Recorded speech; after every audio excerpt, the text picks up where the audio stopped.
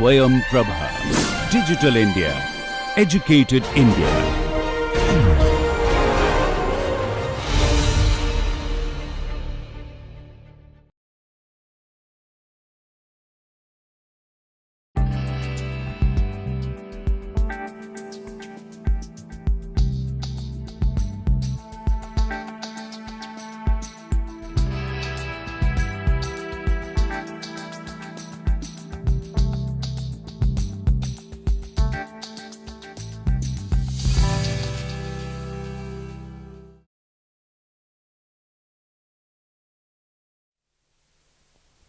Hello everyone, welcome back to our MOOC course on the topic of fundamentals of nuclear power generation, and today we are going to start our fourth module, which is on chain reactions in reactors. As you can remember, in the previous module we discussed about the fission reactions, which is from power generation point of view probably the most important interaction that we can have between a neutron and nucleus.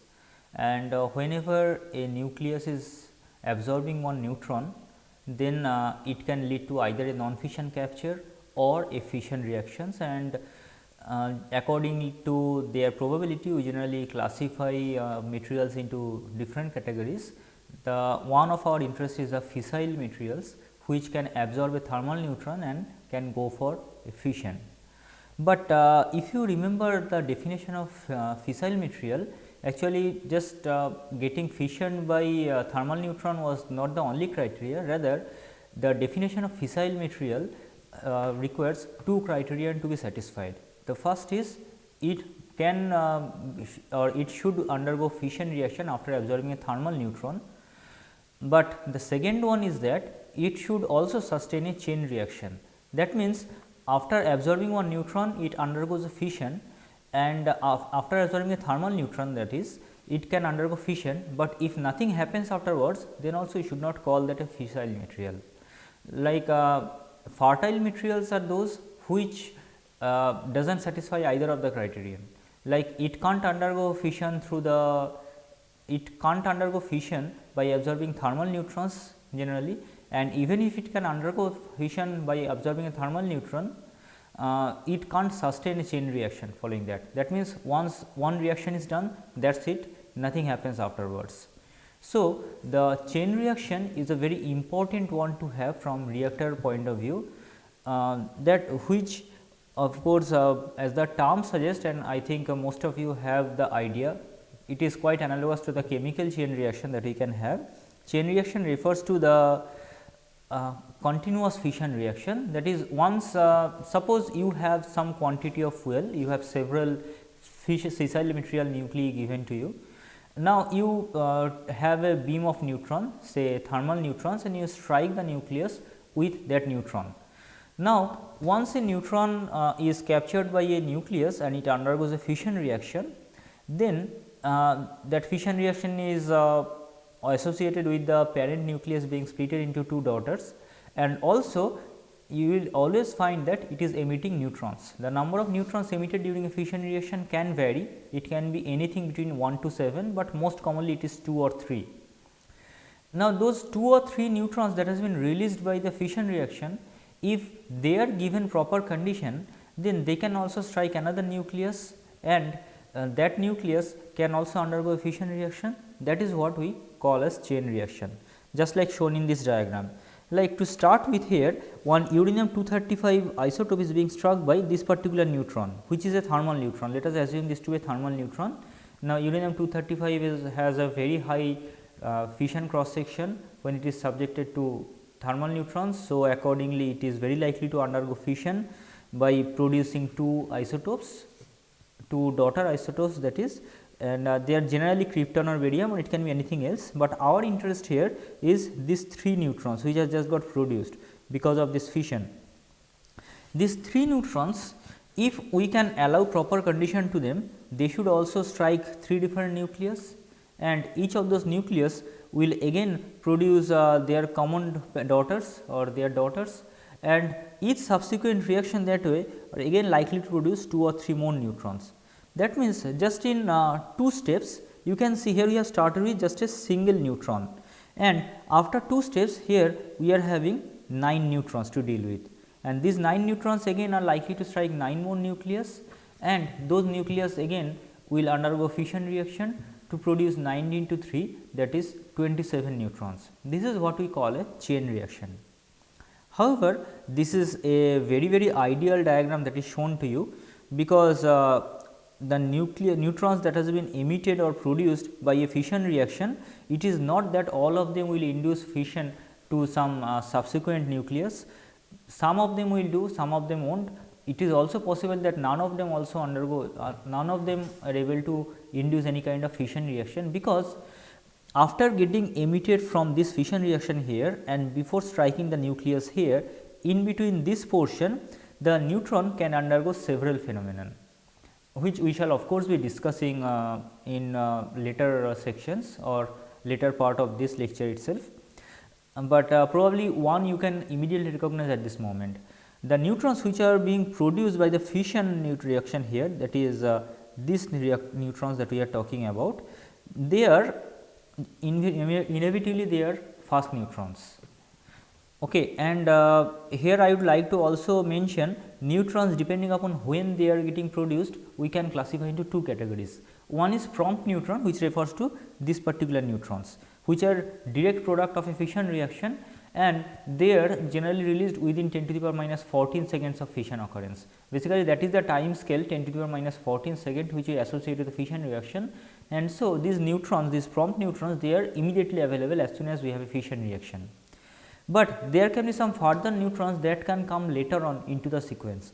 Like here, the products of fission that you can see after this first step of fission reaction, you have this krypton 91 and barium 142 as the products as per this diagram. Generally both of them are radioactive and they will undergo some more fissions, and accordingly they will produce I am sorry, they will not undergo fission, rather they will go through radioactive decay of their own, forming their own radioactive chains till the formation or appearance of some kind of stable nucleus. Now, during the radioactive decay of these fission fragments, we can also have some further neutrons produced, and those neutrons are called delayed neutrons. It is not that every fission fragment decay will lead to the formation of delayed neutrons, but some of the fission fragments may be quite rich in terms of neutron and they can emit neutrons.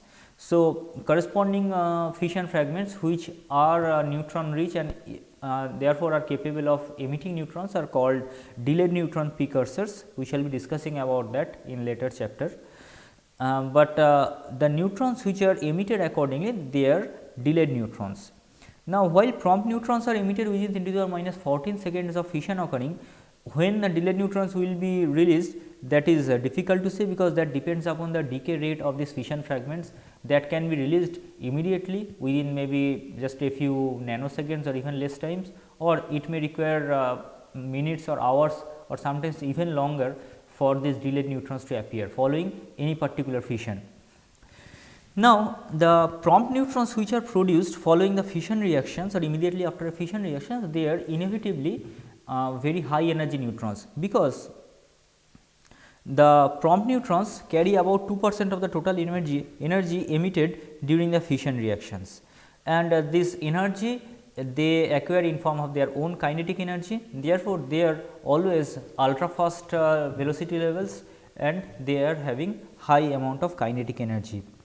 But as we have seen in the previous module, that the kinetic energy, when kinetic energy of a neutron is high, its absorption cross section is extremely low. It must slow down so that it can reach to somewhere near the thermal neutron level, so that it can attain some significant value of this absorption cross section or fission cross section, so that it can induce fission to a nucleus. That means, this group of 3 neutrons which has just been produced following the fission of the first uranium-235 nucleus, they are prompt neutrons and therefore, they are also fast neutrons. That means, they must undergo through the moderator, through the moderation process, where because of repeated elastic scattering they can get thermalized, and then only they will be able to induce fission in this subsequent nucleus like here. And when it is undergoing this moderation process, it is there is every possibility that they may get absorbed by the moderator itself, or they may get absorbed by some other elements that may be present inside the nucleus, inside the nuclear reactor core. Generally, a nuclear reactor core can have several kinds of elements, some of them used for controlling the rate of reaction, some of them just as the fission products.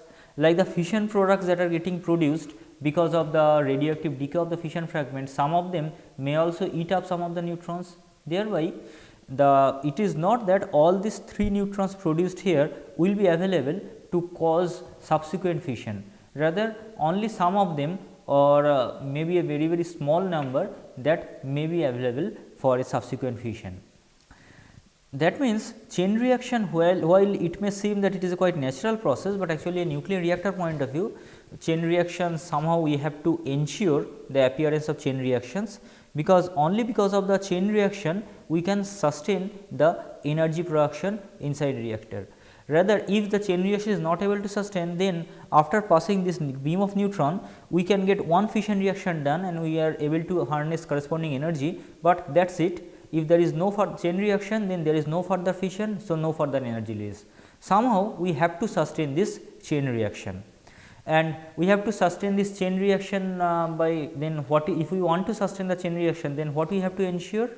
We must ensure that these neutrons which are getting produced following a fission reaction, at least some of them are capable of inducing fission to some other fissile nuclei, and that is quantified in terms of something called an effective multiplication factor or just multiplication factor.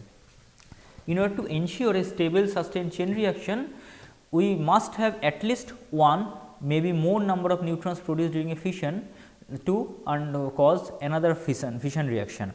And accordingly, this effective multiplication factor is defined as the ratio of number of neutrons which are produced from fission of one neutron generation divided by the number of neutrons absorbed and leaking in the preceding neutron generation.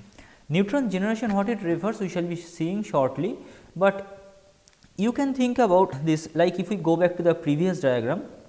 Here we have these 3 neutrons which are getting produced from one fission, and they are being fast neutrons, they are immediately absorbed by the reactor core. Absorbed, or I should not use the term absorbed, they are immediately available to the reactor core for any subsequent action, which may be fission, may be non-fission capture, may be just moderation, etc., or maybe just leaking out of the core. So, these 3 neutrons that are available for the reactor to cause any subsequent steps, and then some of them they will go through the moderation process, they will go through different other activities, and accordingly some of them will be able to induce some further fission, and say out of these 3 only this one is capable of inducing fission, other 2 are either getting absorbed in different steps of the moderation process or leaking out of this. So, out of these 3 only one is capable of inducing another fission of this particular nucleus, and because of that it is again producing 3 more neutrons. So, this is what is termed as one generation, that is this is one generation starting from here, and that is finishing before the next set of neutron appears following a fission. Now, at the beginning of this generation we have these 3 neutrons available, for the reactor to act upon, and at the end of the generation, once this new generation starts, that is also starting with these 3 neutrons or maybe some other number, depending upon exactly how many number of neutrons are participating in the subsequent fission. So, the ratio of the neutrons which are available in this generation and the neutrons which are available in this generation, that is what we term as the effective multiplication factor. Look at this diagram. Here horizontal axis refers to time and vertical axis represents this effective multiplication factor. Now, look at case A, this one. This refers to a situation when this effective multiplication factor is continuously increasing with time. What does that refer? That means, the number of neutrons produced in the subsequent generation is more compared to the number of neutrons which are available to the previous generation. Like referring to the previous diagram again, where 3 neutrons were available at the beginning of one generation, and say if all three of them are capable of inducing fission, then in the next step we shall be having 9 neutrons available, or at the beginning of the next generation we shall be having a 9 neutrons available. So, corresponding effective multiplication factor we are getting to be equal to 3, and this situation is shown by this case A here, that is the effective multiplication factor is greater than 1, and therefore, it keeps on increasing with time, and hence the total number of neutrons that is available inside the reactor core, that also keeps on increasing with time. Now, what does that imply? If the number of neutrons available inside a reactor core that keeps on increasing with time, then we can expect the rate of fission also to go up, and hence that will keep on increasing the amount of energy released during fission. So, the implication of having an effective multiplication factor value greater than 1 is that the rate of energy released with time keeps on increasing continuously. Look at case C now, it is the other extreme. Here this effective multiplication factor is less than 1. That means, again referring to the previous example where 3 neutrons are available at the beginning of one generation, and in the next generation say we have only 2 neutrons available. Then effective multiplication factor is 2 by 3, which is of course 0.67, that is less than 1. So, while 3 neutrons are available for getting captured or acted upon by the reactor, in the next generation we have only 2 available. So, we can always expect in the subsequent generation the number of neutrons will be less than 2, because there are much lesser probability of any further fission happening, and so the rate of fission reaction keeps on coming down. Accordingly, the rate of energy released from the reactor also continues to come down. The third case, the case B shown in this diagram, it is a very interesting one. Here the multiplication factor is equal to 1 and that is maintained constant with respect to time. Then what is the significance of this? It refers that whatever may be the number of neutron that is getting absorbed or that is available to a reactor at the beginning of a generation, at the beginning of the next generation we have exactly the same number of neutrons available. So, the total number of neutrons available inside the reactor, that is being maintained constant over a long period of time, and hence that implication has to be a constant rate of fission and hence a constant rate of energy release, a very ideal situation. In terms of reactor nomenclature point of view, this case B is called critical. It is called a reactor has gone critical. Here I am summarizing the 3 situations. First is case A, which is effective multiplication factor greater than 1. This refers to a supercritical state, a supercritical reactor which refers to a continuous increase in the energy release. Case C is the effective multiplication factor less than 1, which is referred to as a subcritical reactor and it is associated with a continuous decline in the energy release. And third case, that is our case B, is the critical state where we have a steady rate of energy release, which is an ideal situation which generally we would like to maintain in a commercial power plant, commercial nuclear power plant, that is. So, magnitude of multiplication factor in the reactor can be controlled by maneuvering the values of different factors, generally the rate of production, rate of absorption and also the leakage rate, because we can always write the change in the number of neutrons or rate of change in the number of neutrons inside the reactor should be equal to the rate of production minus the rate of absorption minus the rate of leakage. Thereby, balancing these 3 quantities we can maintain or we can maneuver the value of this effective multiplication factor inside the core. Now, can you guess out of these 3 which is the most ideal situation? That has to be K effective equal to 1. If we can maintain an effective multiplication factor equal to 1, that means we are in a steady state situation, the number of neutrons is maintained constant across all the generations and hence we are able to produce a fixed amount of power continuously over a period of time. But that does not mean that other 2 are not at all required. Like suppose the system is producing a fixed amount of power, now there is a sudden increase in the demand, then we have to increase the rate of energy release. Then what we should like to do? We would like to control the reactor such that the effective multiplication factor at least for some period of time becomes greater than 1, so that the rate of reactions and rate of energy release increases, and once the rate of energy release matches the new demand, then we can again control the reactor related parameters such that this situation reverts back from this k equal to 1, that is it is able to maintain this newly attained steady state. Then at what situation we may desire to be the k effective less than 1? Of course, k effective less than 1 is the other situation when we have to reduce the energy production, then we would like to reduce the effective multiplication factor by using some controls, so that the rate of energy release decreases, and once we are able to attain the reduced energy level, then we can again go back to this k effective equal to 1. There can be other situations also, like you have to shut down a reactor, a running reactor which is running for some period of time, now you have to shut it down.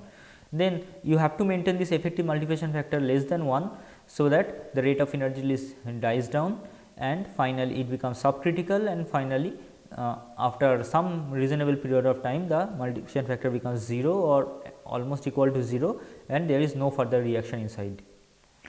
Similarly, just or I should say on the contrary, we would like to have this situation when you are starting a fresh reactor or something that was shut down for quite some period of time. Here there was no generation to start with, we have to provide a higher effective multiplication factor, so that the rate of reaction keeps on increasing, rate of energy release keeps on increasing till we attain some kind of rated capacity. So, if you are asked about what is the most important parameter from reactor control point of view, you have to mention the name of this effective multiplication factor, because just by controlling the value of this one, we can have a critical reactor, a subcritical reactor or a supercritical reactor, and we can control the rate of energy release. Of course, it is not that the controlling this effective multiplication factor is just a very easy one, there are several factors associated with this, but it can be done. Also, another interesting situation is presented when this supercritical reactor we are dealing with, like this case A. You can clearly see that rate of energy release is continuously increasing. What that can be synonymous to? That has to be a nuclear weapon or a nuclear bomb. A nuclear weapon is something where we do not have any control on the rate of reaction, or we may have some control, but somehow we make it highly supercritical, so that the rate of reaction keeps on increasing and it is able to release large amount of energy within a very short duration time. Now, we come to something called a neutron life cycle. Life cycle deals with the life history of a neutron or the events through which a neutron undergoes from the beginning of one generation to the maybe you can say just before the beginning of the next generation. That is what we refer to as a life cycle. Here we have n number of fast neutrons available at the beginning of a generation. So, these neutrons may have been produced by a fission reaction or by some other means. So, they are always fast neutrons. Then what they are most likely to undergo to start with? Of course, fast fission probability is quite low, or the fission cross section for common isotopes like uranium-235 or 238 are very low, but still small amount of fast fission can always happen.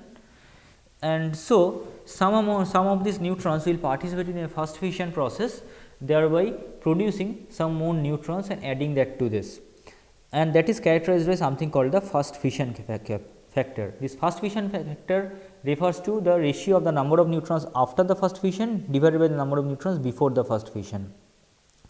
Then the value of this fast fission factor should be greater than 1 or less than 1. It has to be greater than 1, because whatever may be the number of neutrons initially available, total number will increase maybe by a very small fraction, but it will increase because of the neutrons, fresh neutrons which has been released during this first fission. So, at the end of this first fission process, you have n into epsilon number of neutrons available in the framework. Then some of these fast neutrons may leak out through the reactor. So, next factor that we have to introduce is called fast fission or fast non-leakage probability or fast neutron non-leakage probability. Remember the term, here we are defining this as a non-leakage probability. That means, we are trying to capture the number of neutrons which will survive this leakage of fast neutrons. Then how many neutrons will leak out from as a fast neutron level and how many neutrons will survive? of course, n into epsilon was the total number of neutrons available.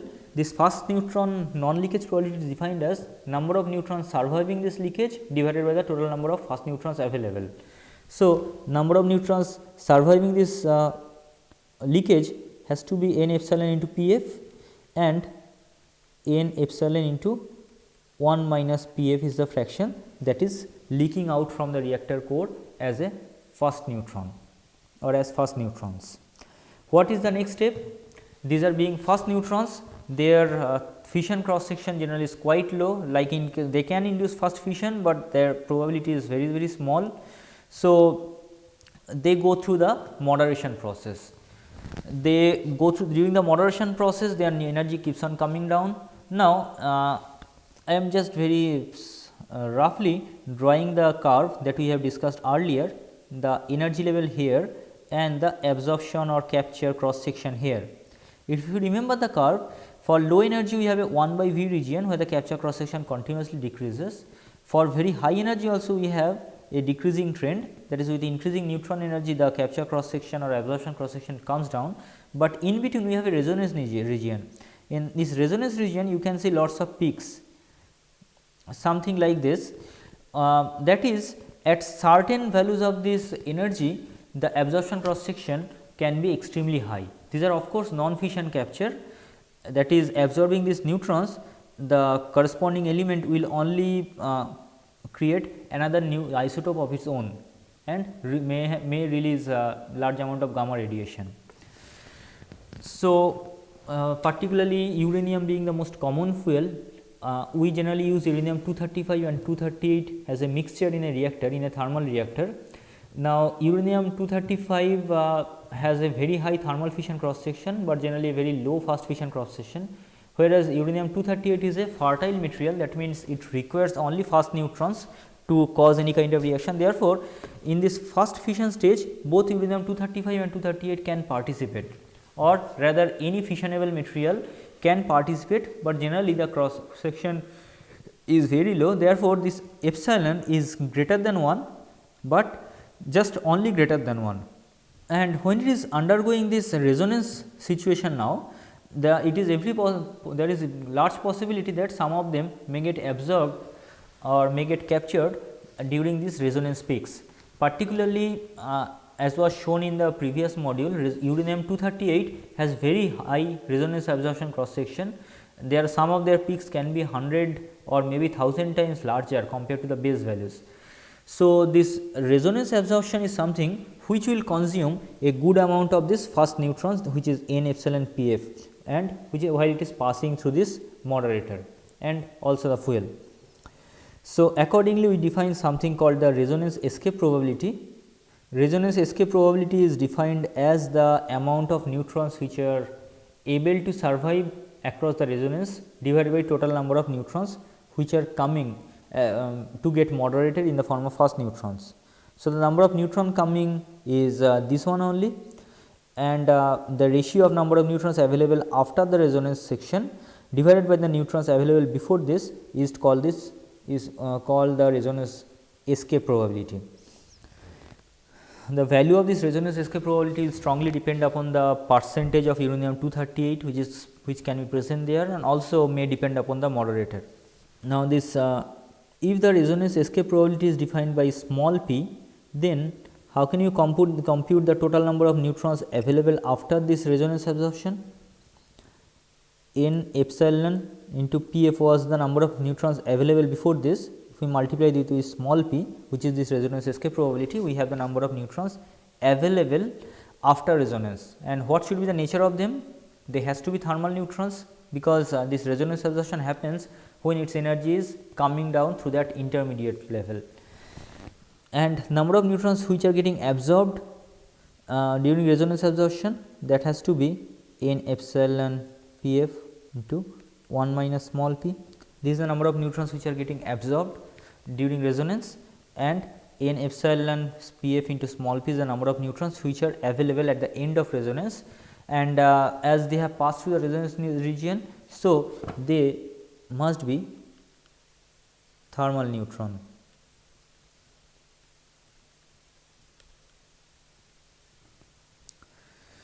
So, we have now thermal neutrons available after this resonance absorption step is over, and now once this resonance absorption is done, we have this n epsilon p f into small p number of thermal neutrons available, which are ready to get absorbed by the fuel. But before that, some of the thermal neutrons can also leak out of the reactor similar to the first neutron, and accordingly we can define a thermal neutron non leakage probability or just thermal non leakage probability. This thermal non leakage probability refers to the number of neutrons which are able to survive this leakage, that is number of neutrons available here divided by the number of neutrons available after the resonance absorption zone is done. So, it is basically the ratio of the number of neutrons at this particular point and number of neutrons available at this particular point. Then how many neutrons will be available after this thermal neutron leakage is done? We have n epsilon p f into small p number of neutrons available as a thermal neutron. So, out of that a portion will get leak out, that portion is into 1 minus p t, because we have defined here as non leakage probability quite similar to the first neutrons, and hence total number of neutrons available here available after this leakage is this.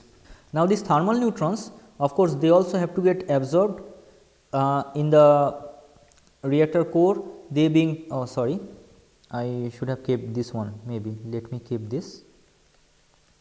Now, this thermal neutron will get absorbed in the fuel, but along with fuel there can be some other kind of materials also, like we can some examples will be given later on, but along with fuel inside the reactor core we may have certain other materials also, which again can participate or contribute in a non-fission capture kind of reaction, that is characterized by this thermal utilization factor. Thermal utilization factor refers to the number of neutrons available, number of neutrons absorbed by the fuel divided by the total number of neutrons absorbed in the core. Remember, thermal utilization factor is number of neutrons absorbed in the fuel divided by total number of neutrons absorbed in the core. So, in the core fuel itself is present, but there can be other components also like the moderator and a few examples I shall be giving shortly. So, number of neutrons that are being absorbed in the fuel, thermal neutrons, that should be n epsilon p f small p into p t into this f. These are the number of neutrons that has been captured by the fuel, and number of neutrons that has been absorbed by other materials like moderator etc., that is the 1 minus f fraction of whatever is coming in.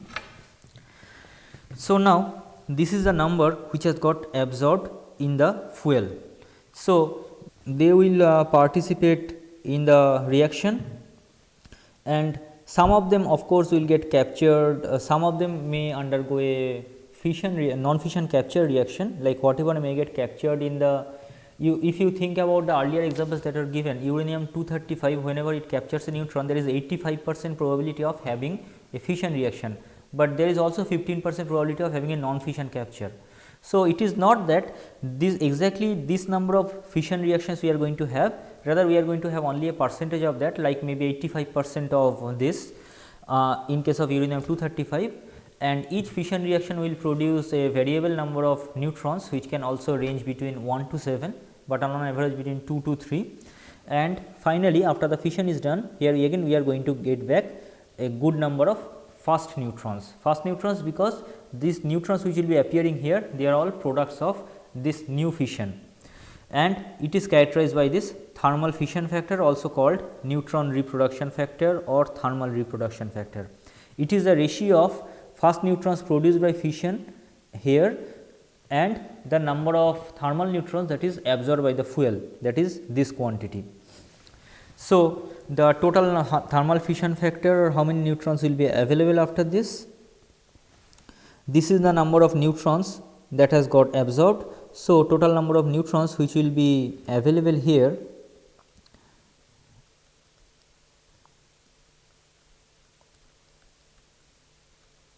these are the number of neutrons that has got absorbed in the fuel, and eta fraction of that will be, okay, let me write it properly. Eta is the fraction total number of neutrons that will get produced with this. So, these are the number of neutrons which will be available at the end of this generation and at the beginning of the new generation. This completes one neutron life cycle.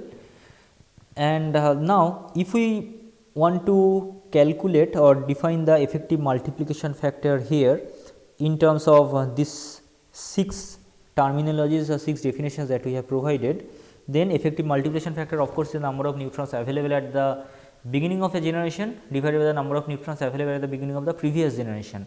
So, at the beginning of this new generation, these are the number of neutrons available, which is in the numerator, and at the beginning of this previous generation, these are the number of neutrons that was available, which we have in the denominator.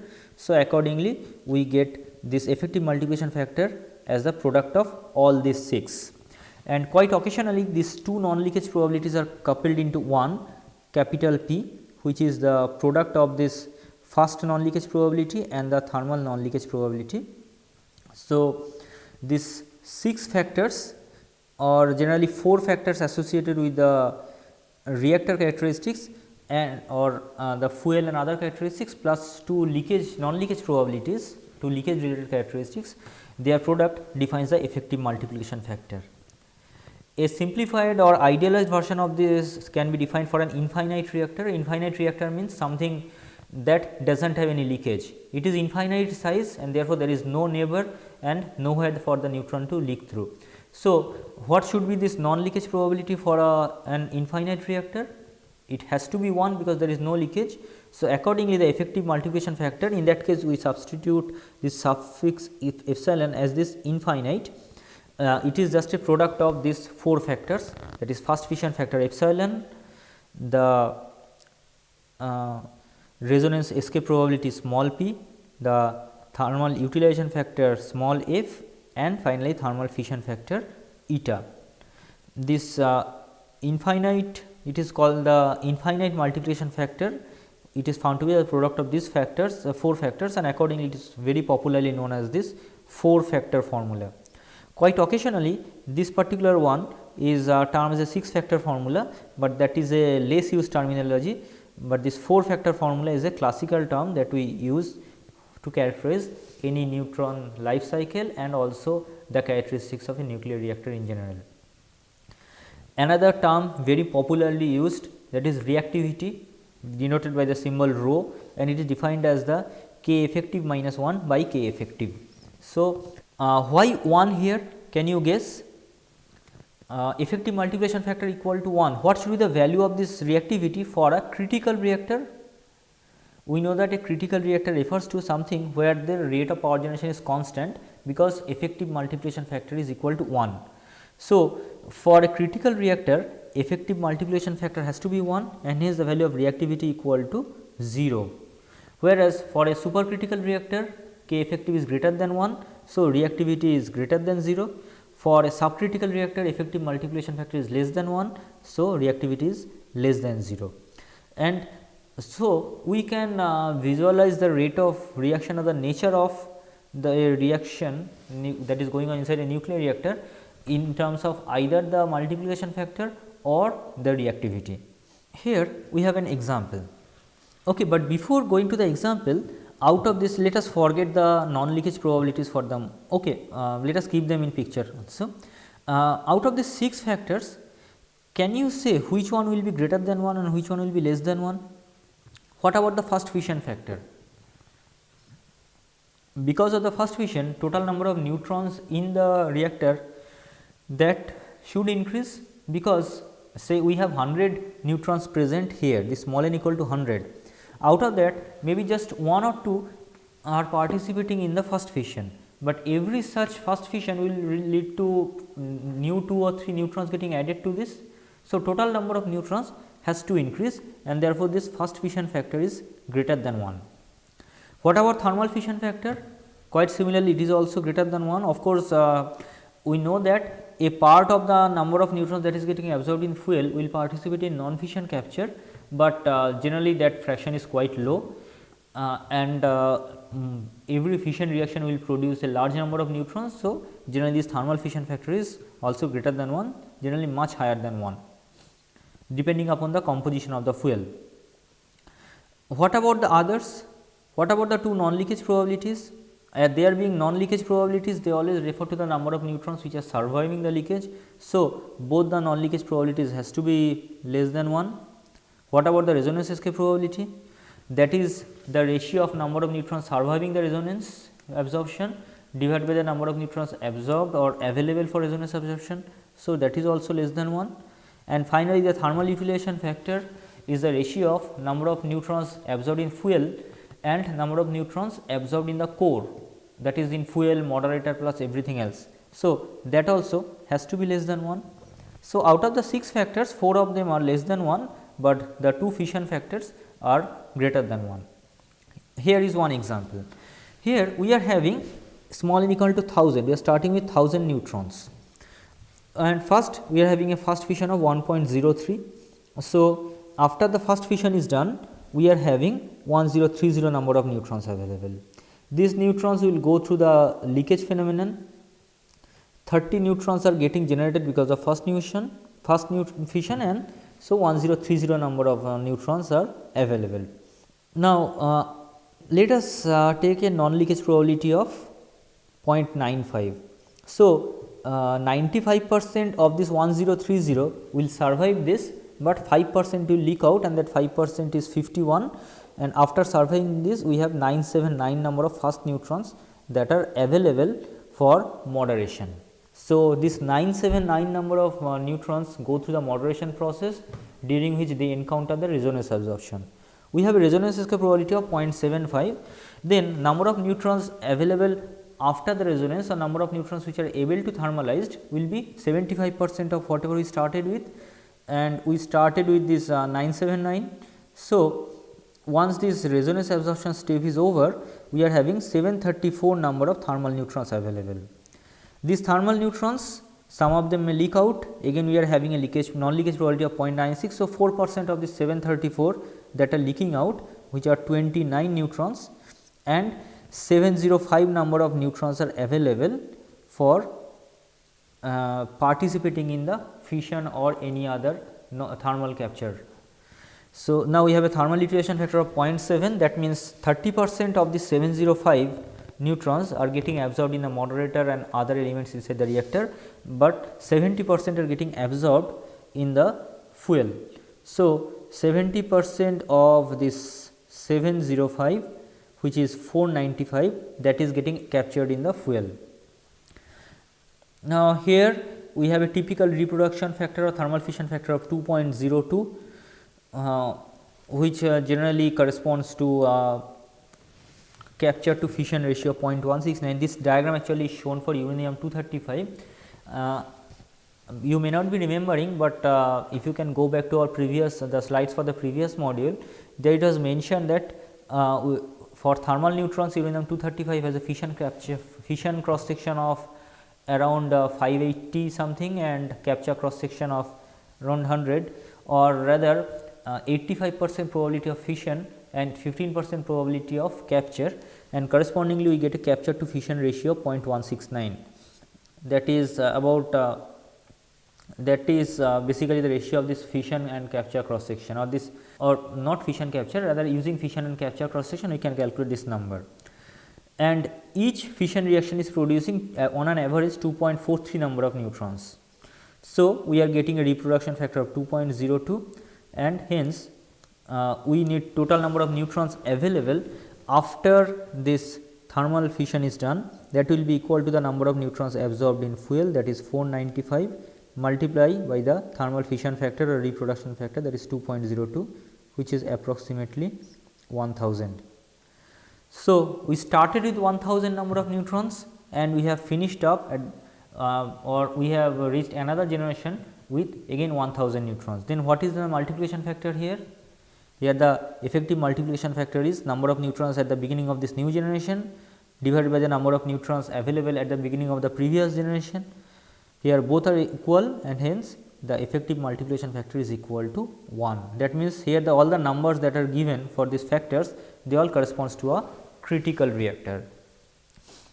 That is not very easy, rather several factors that need to be adjusted to get a reactor into the critical condition, and the minimum mass of any fissile material that is required to have a sustained chain reaction, that is to attain this reactivity of 0 or multiplication factor of 1, is called critical mass. Like for uranium 235, the critical mass is something around of the order of 51 kg something. It is a very rough information, just to give you some idea. If the total mass of the fuel is less than this critical mass, then the reactor will become subcritical. If it is much higher than this critical mass, then it will become supercritical. So, balancing the critical mass or the value of the critical mass depends on all these factors. We have to see how we can control all these factors. First, let us discuss about the leakage. Any leakage means the neutrons are going out of the system, and so they are lost. Reflectors are the elements which are used to reduce the neutron leakage, or just as the name suggests, to reflect the neutrons back into the reactor core. So, what should be the properties of a reflector? Reflector should be materials which has a high scattering cross section and also very low absorption cross section, because if the reflector starts to absorb neutrons on their own, then definitely that will lead to a net loss. Rather, they should primarily focus on scattering the neutrons back into the reactor core, and therefore, reflectors are the materials which are having high scattering cross section, but low absorption cross section. Now, does this sound familiar? Because in the last module we have discussed about the moderator, which are also likely to have similar properties, high scattering cross section and low absorption cross section. Therefore, any good moderator material can also act as reflectors. Like use of like it was mentioned, water, normal water is a very good moderator because it has a very high scattering cross section and reasonably low absorption cross section. So, moderator itself, the water can itself act as both moderator and reflector. Like it is quite common for boiling water reactors to immerse the entire core into a pool of water, so that neutrons will not be able to come out of the reactor, or whenever it is trying to come out, it will get reflected back by the moderating element of the reflector, which is water in that case. Now, reflector offers several advantages. Firstly, it reduces the neutron leakage, making more neutrons available for the chain reaction, and as more neutrons are available for chain reaction, so the total rate of reaction that keeps on increasing, and hence that reduces the total fuel requirement, hence it corresponds to a lower critical mass, or it minimizes the critical mass. It also, another advantage, I would not like to describe the details of that, but it flattens the neutron flux distribution inside the core. Normally, in a reactor core you will get this kind of hump kind of profile, that is reactor neutron density is high at the center and quite low at the edges, because from the sides they will neutrons will keep on leaking outside. If we use the reflector, then those neutrons will be reflected back, and accordingly we get more or less an uniform kind of profile, like shown by the dotted line here. We get quite uniform profile of neutron. And hence that as the rate of fission reaction of course depends upon the neutron density here, like if the neutron density or neutron distribution is more here, there is more likely to have fission reaction and hence higher energy release. So, the flatter profile of this neutron flux distribution reduces the non-uniformity of power generation, and also it helps in utilizing the peripheral fuel assemblies. Like the fuel assemblies, if we allow this hum kind of profile, then the fuel assemblies which are mounted somewhere here, they will receive very low amount of neutrons to have any kind of interaction, and hence they will not get utilized properly.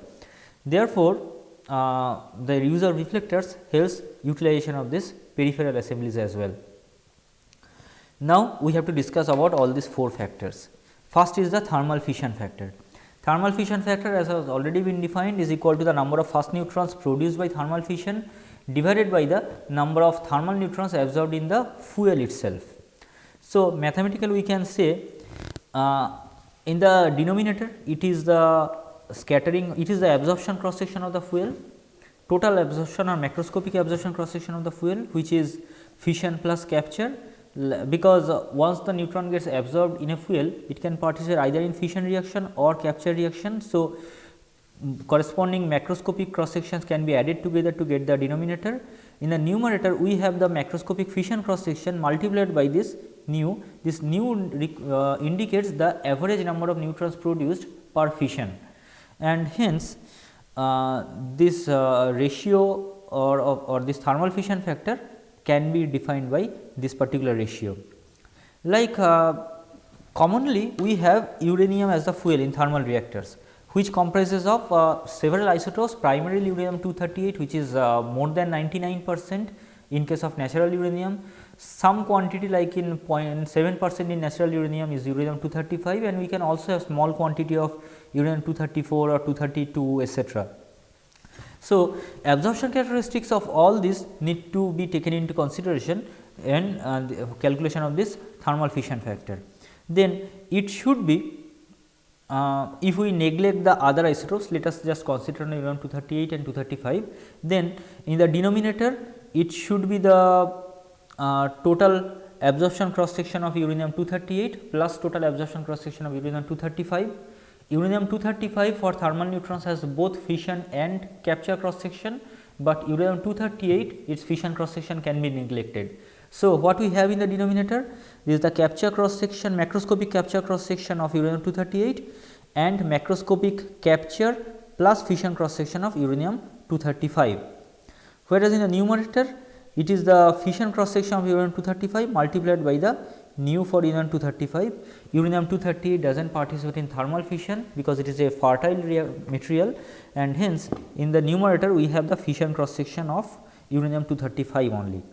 If you are dealing with some kind of fuel which has two different fissile isotopes, then of course in the numerator you need to take the summation of nu into the fission cross section for both those materials. And also remember that this nu depends on the isotope. Here as the example concerns only one fissile isotope, so I have not used any subscript, but suppose you are using a fuel which contains both uranium 235 and plutonium 239, then their nu values will be different, and accordingly you need to take the summation of nu into sigma f for both of them. Now, macroscopic cross section is the multiplication or is the product of nuclear density into the microscopic cross section. So, accordingly we can express this, and now dividing the equation by the n nuclear density for uranium 235, we get this, where this small e is nuclear density of uranium 235 divided by the total nuclear density, which is called an enrichment factor. Like for natural uranium it is about 0.7%, because only 0.7% is the uranium 235, but higher the enrichment factor, of course more will be the value of this thermal fission factor, and accordingly we can adopt some kind of mechanism of increasing the fissile isotope in the fuel, so that we can get higher value of this thermal fission factor. This is a graph which shows the variation of this thermal fission factor with the enrichment. This here it has been considered to be a mixture of uranium 235 and 238, and therefore, the standard values of uranium 235 fission and 238 cross sections were taken. Like for uranium 235, this sigma f is approximately 579 barns, or some literature suggests about 585 barns. This sigma c for this is approximately 101 barns, and sigma capture cross section for uranium 235 is 2.72. So, if we and nu, this number of average number of neutrons produced by fission of uranium 235 is approximately 2.42, this one. So, if we put all these numbers here, then we can of course calculate the thermal fission factor for different values of E, which is shown in this graph. You can try this calculation on your own. Just put the value of put these numbers here and put different values of E to get the corresponding variation in this thermal fission factor. Like for natural uranium, the enrichment factor is just about 0.7. So, that should lie somewhere here, and you can see for this value is quite less than 1, whereas the maximum value we are getting something around this 2, around 10, beyond an enrichment level of 10 there is hardly any increase in the value of this enrichment factor. or rather this thermal fission factor. So, it is not required also to enrich the uranium 235 percentage more than 10. And here we have a chart which you can use while doing this calculation for fission cross section values for the different isotopes of uranium 235 and 238, and if you other materials are given, and also the prompt neutron values that is produced. Here the first data corresponds to thermal neutrons, second corresponds to the fast neutrons. Delayed neutrons we shall be coming back later on. Next we have the thermal utilization factor. Thermal utilization factor refers to the number of thermal neutrons absorbed in the nuclear fuel divided by the total number of neutrons absorbed in the core by fuel and all other materials absorbed. In all other materials we have to consider moderator and any other kind of material that can be present. Like numerator is the macroscopic absorption cross section for the fuel, in the denominator we can have several substances, like this is of course the fuel, here this corresponds to the moderator and something else like CR can be control rods, B refers to the boric acid which is commonly present. Both control rod and boric acid we shall be discussing about them in their role in the later module on reactor control, but they are inevitably present in any reactor. P refers to poison. Some of the fission products can act as neutron poison, basically they just have very high absorption cross section and therefore they can eat up lots of neutrons. So, they are often termed as poison, and there can be some other materials also. This is how we define for a homogeneous reactor, but when you are dealing with a heterogeneous reactor, actually homogeneous refers to a reactor where in every part of the reactor we have the same composition of fuel and moderator etc., but heterogeneous means there is a variation in the composition, and if like in some part we have only the fuel, in some other part we have only the moderator, accordingly the neutron density also varies. Like if we are having a fuel in one part, whatever may be the neutron flux there, if we are having a moderator in the other part, then neutron flux will be much lower, because corresponding cross sections also will be different.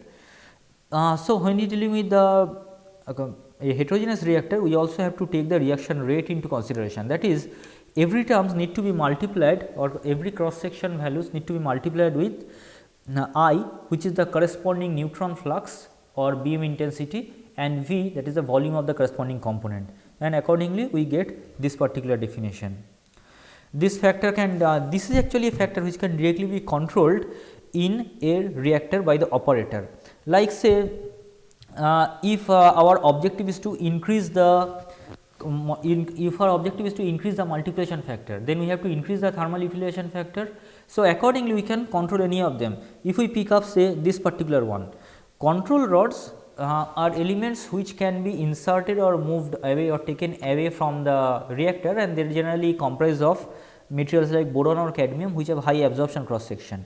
So, if we want to increase the utilization factor, then we can take these control rods out a bit, so their corresponding cross section values reduces and the value of utilization factor increases. If our objective is the opposite, then we can insert the control rods a bit more, so that this particular quantity increases, and accordingly the value of this utilization factor also decreases and multiplication factor decreases. The fuel to moderator or moderator to fuel ratio is also very important in determining this value. Like a graph is shown here, where we have moderator to fuel ratio on the horizontal axis and different others on the axis. Our interest is this particular graph. As the amount of moderator inside the reactor core that increases, moderator has a significant contribution in the denominator here, and accordingly the value of F continuously decreases. But generally for a certain ratio of this moderator to fuel, we get multiplication factor equal to 1, which is shown here. If the amount of moderator is less than that, we call it under moderated, and that corresponds to a lower value of effective multiplication factor. Similarly, if the amount of moderator is increased beyond level, again effective multiplication factor reduces. Actually, I should not say 1, this is something the optimum level that we get. So, any quantity moderator quantity less than that refers to under moderated, anything greater than that refers to over moderated. Again, by neglecting all other factor in the denominator of this particular equation, by considering only a mixture of fuel and moderator and taking suitable cross section values, you can always calculate this effect of moderator to fuel ratio. Just assume a homogeneous reactor, so that this I and V values goes off. You take uranium as the fuel, uranium 235 plus 238, and you take any moderator, say if you take H2O as the moderator, you already have the values of its absorption characteristics and cross section values, and so put the value of corresponding cross sections into this particular reaction, into this expression for F, and you can always see how the ratio of moderator to fuel affects this particular K effective. Third is resonance escape probability. It is something very difficult to predict, but the definition is number of neutrons that can reach thermal energy level divided by the number of fast neutrons that start to slow down in the moderator. Resonance escape probability, like here, these graphs already you have seen, but I am showing again for comparison purpose the resonance region, resonance absorption region for uranium 238 and plutonium 240. You can see both of them have extremely high absorption cross section at certain energy levels. Like whereas at certain energy levels their cross section levels is somewhere here of the order of 0.1, at certain levels that can be thousands also, and in most of the cases that is in the order of tens. So, at certain energy level the absorption cross section can have 100 to 1000 time increase, and hence there is a large probability of good number of neutrons, this intermediate energy neutrons, that can get captured. Generally for uranium 235, this resonance absorption zone expands from something like 200 electron volt to something about 1 electron volt. So, which is a large energy band to have, and if the resonance absorption, of course, this value of this probability depends strongly on the reactor structure and orientation and geometry, but if it is not carefully designed, large number of neutrons may get absorbed here. It is quite difficult to predict. Just assuming a reactor fueled only with uranium, uranium 238 is the one which goes through this resonance absorption, because uranium 235 does not have any significant resonance absorption characteristics. Then I am not going to the detail of this calculation. It can be expressed in a form like this, where in the numerator we have it is an exponential function. Here we have nuclear density of uranium 238, zeta bar and sigma s in the denominator are two combination values. Sigma s refers to the total scattering cross section. Actually, it is quite confusing because the similar symbols we are using, this one for summation and this one to represent the macroscopic cross section. So, this sigma s here refers to the n into sigma microscopic scattering cross section for all elements, like it can be uranium 235 and 238 in present example, and zeta bar is again an weighted average logarithmic energy decrement, which is defined like this, again taking the contribution from all possible elements that can be present. Actually, the contributions in both sigma s and zeta bar can come from uranium 235, uranium 238, the moderator, etc. And then we have an integrand. Here E thermal is the lowest energy level where it is trying to reach to, if F is the first energy level from where it is starting. Like I have mentioned, E thermal commonly is around 1 to 10 electron volt for uranium 238, EF is about 200 electron volt. This evaluation of this integral is extremely difficult and depends strongly on the spatial self shielding of fuel and moderator, that is where moderator and fuel are kept separately or not, accordingly its value depends. This is one empirical relation where this integrand can be expressed like this, and if we put it back, then this is some kind of approximate relation we can get, which we shall be using later on for solving numerical problems.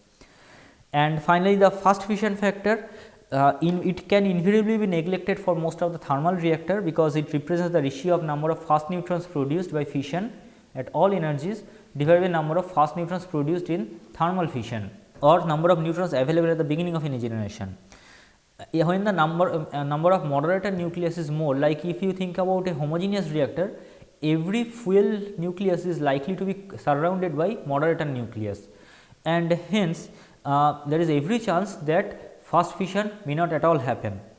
Like when this moderator to fuel ratio is more than 50, fast fission factor is nearly 1, it can invariably be neglected. But there are certain situations when it is less than 50 and we have to consider this factor. Again another empirical relation which can occasionally be used, which again depends on the fuel to moderator ratio to have, and uranium 235 its fast fission can be negligible, uranium 238 is something which can undergo fast fission, and therefore, this ratio contains nucleic density of uranium 238 and the nucleic density of the moderator. So, these are the way we can calculate the 4 factors to compile the value of this infinite multiplication factor and reactivity of any reactor. Today, I would like to keep it up to this. In the next lecture, to start with, we shall be seeing a sample numerical problem where we shall be calculating the values of all these factors for a real reactor situation and trying to get an idea about this multiplication factor. So, thanks for now.